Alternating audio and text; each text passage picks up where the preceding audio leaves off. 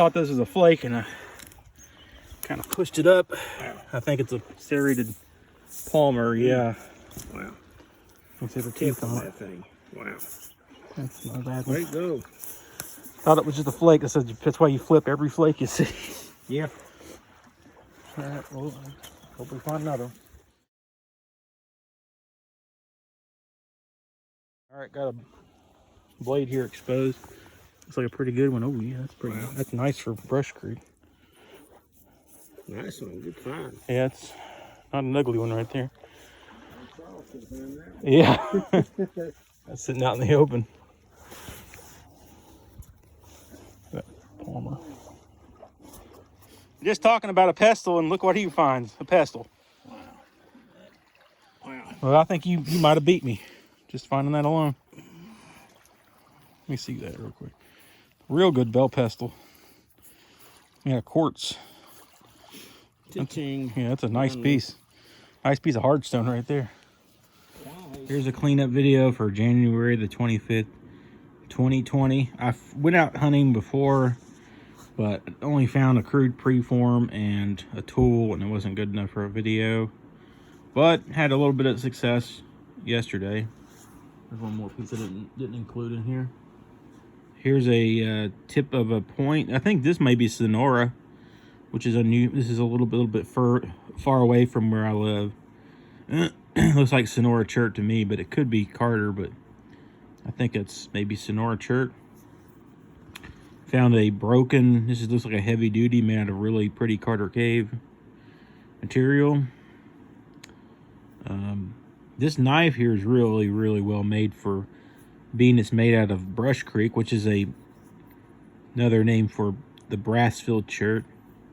There's two different Brush Creeks. There's Brush Creek that's named for Crooksville, and there's Brush Creek named for Brassfield, and this one is Adams County, Ohio, where this material comes from.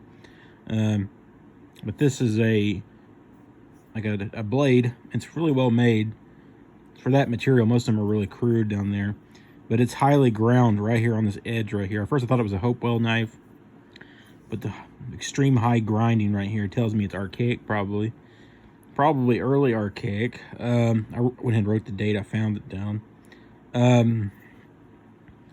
It almost looks like an unnotched Thebes to me, like they could have notched it and through here and made a Thebes point out of it. It looks Thebes-ish, so I think it may be early archaic Thebes family. But it's a nice blade. I wish it was notched. My friend found that really nice quartz pestle, and that was a nice piece, but usually don't find a whole lot of hardstone on the riverbank anymore. But sometimes in the wintertime, it's the best time to hunt for that. You'll find some better stuff a lot of times when it's colder out on the riverbanks. This is probably the best piece I found, though. That's a really nice blade, though. Is this serrated palmer. It is made out of, I wrote the date on it also. It's made out of Brush Creek, Brassfield. A lot of times I refer to Brassfield as the heat-treated variety of Brush Creek. Basically, it's pinkish. This is a white color. A lot of it's just white and chalky. Some of it's similar to Boyle Chert, but this is Brush Creek. Some people also call Brush Creek Crooksville also. There's two different variations of it. There's two Brush Creeks, and that's why they're both found in that area, so that's why they call them that. But this is Adams County, Ohio material. It's older. It's like Ordovician, Silurian. But that's a super one with serrations and a needle tip on it. And it's one of the better ones I found down there. And I'll probably be getting back. I should do I do more hunting usually in the colder months than I do during the warm months, because it's easier. I have asthma, and it's easier for my asthma. The cold weather is, but I figure I'd do a cleanup video on those. Those are both pretty nice pieces, and get back later on. See you later.